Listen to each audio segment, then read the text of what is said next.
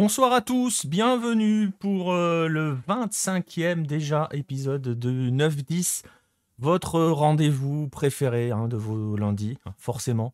Merci Nostromo pour la bande-annonce, ouais, j'aime bien me la remettre de temps en temps, toujours particulier ce, ce passage-là.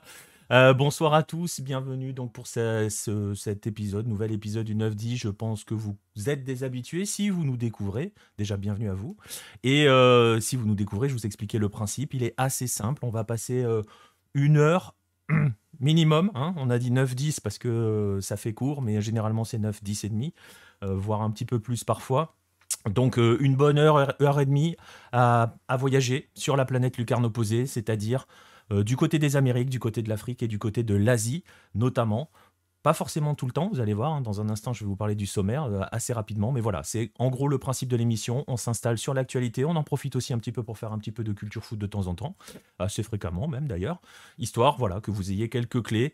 Et surtout de vous donner, c'est un peu, c'est toujours, je le rappelle, c'est le principe de Lucarne Opposée, de vous donner envie d'aller découvrir d'autres footballs, d'aller rencontrer ces autres manières de vivre le football de par le monde. Voilà, ça c'est le principe du 9-10.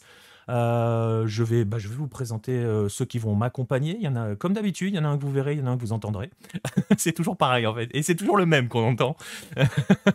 Alors, on va commencer par celui qu'on entend, on va le saluer puisqu'il fera la page africaine, vous en avez aussi l'habitude. C'est Pierre-Marie Gosselin. Salut PM.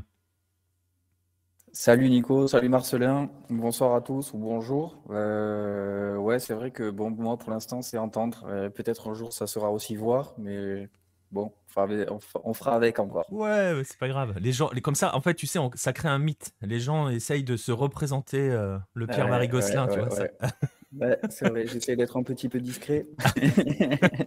Non, en vrai, si vraiment ils faisaient le travail de recherche, je pense que Google leur permettrait de mettre un visage sur cette voix. Ouais, c'est vrai, c'est vrai. Je pense que c'est pas trop compliqué, en effet. Non. Voilà, mais en plus, il y a peut-être moyen qu'il l'ait déjà vu via Hello, je pense. Mais si, oui, si, sur quelques photos, je pense, de tes différentes tournées africaines, je pense. Voilà, ça sera pour l'Afrique, on va en parler dans un instant. Et vous le voyez avec sa tenue principale, toujours, l'une de ses 350 déclinaisons rouge et noir, Monsieur Marcelin Chamois. Salut Marcelin. Salut Nico, salut PM, salut à tous. Marcelin qui n'a pas encore acheté Flamengo, mais ça ne saurait tarder. Le projet est toujours en cours. On y travaille. On y travaille toujours. On y travaille, ouais. Voilà, qui s'appellera bientôt Flamenglo, hello, voilà, parce qu'il va le racheter très très rapidement. Préparez-vous, messieurs, dames. Voilà, vous avez le casting de la soirée. Il ne reste plus qu'à vous présenter le sommaire de celle-ci. Je vais vous l'afficher tout de suite. Le voici, le sommaire. On va aller en Afrique. Alors, je précise, on n'ira pas en Asie cette semaine. Je le disais, pas tout le temps en Asie. Tout simplement parce que notre Baptiste national est malade. Incroyable, les gens qui sont malades, je sais pas. Voilà, bref, il est malade, on va lui souhaiter, blague à mise à part, un prompt rétablissement, et donc on le retrouvera dans d'autres dans d'autres 9-10, pardon. Donc il n'y aura pas d'Asie cette semaine, à la place une grosse page africaine. On va revenir sur le week-end de C1 et de C3, et on va parler aussi d'Enoch Mwepu, qui, voilà, c'est l'actualité du jour, parce qu'on en a déjà parlé notamment sur Hello.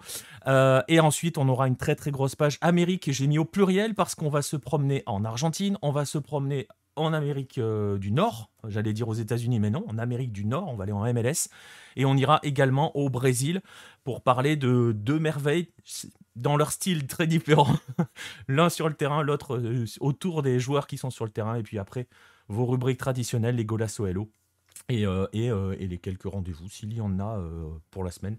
Voilà pour le sommaire.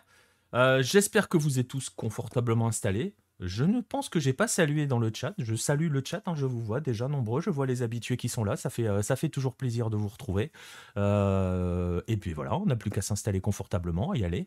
Et on va pouvoir lancer la première partie de l'émission. Vous le savez, vous l'avez deviné, l'Afrique.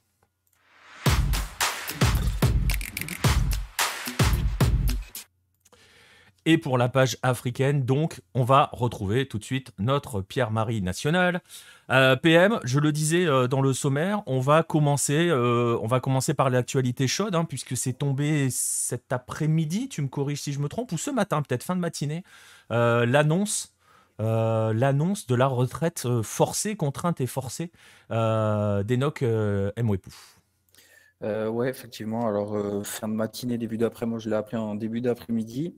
Je comprenais pas trop un message tout comme ça là de soutien. Et puis en allant voir, effectivement, son club a détecté une maladie cardiaque héréditaire qui risque enfin qui faisait qu'il mettait sa vie en danger en continuant à jouer au niveau. Et du coup, bah, il a pris la décision. Contrairement à certains, voilà, moi qui suis un petit peu le football américain, il y a beaucoup de joueurs qui, malgré des avis médicaux parfois contraires, essayent de forcer un peu leur destin.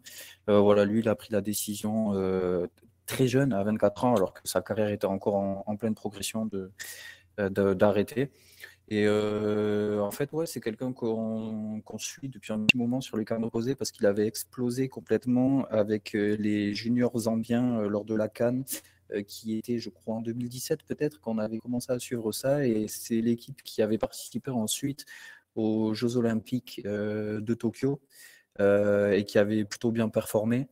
Et du coup, bah, voilà, c'était cette génération de jeunes avec notamment Patson Daka, Emmanuel Banda et d'autres qui ont permis à la Zambie de se mettre à rêver à des exploits sur le continent et à se mettre à rêver en regardant les matchs de Première Ligue notamment où leurs deux meilleurs jeunes, là, Mwepu et Daka, qui ne se sont jamais lâchés.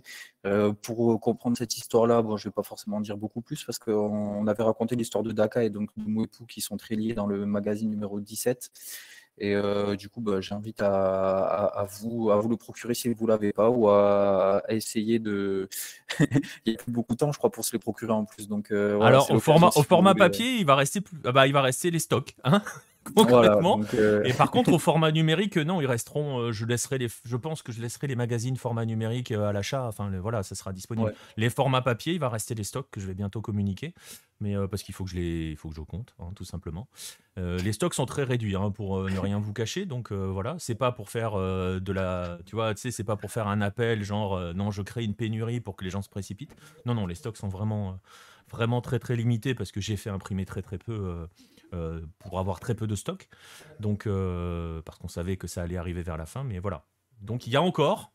Et après, si vous le voulez au format numérique, qui est aussi beaucoup plus accessible financièrement, ça on l'entend, lui va rester à vie, hein, parce que ça ne Bon, vous bah coûte alors rien de le laisser sur le site.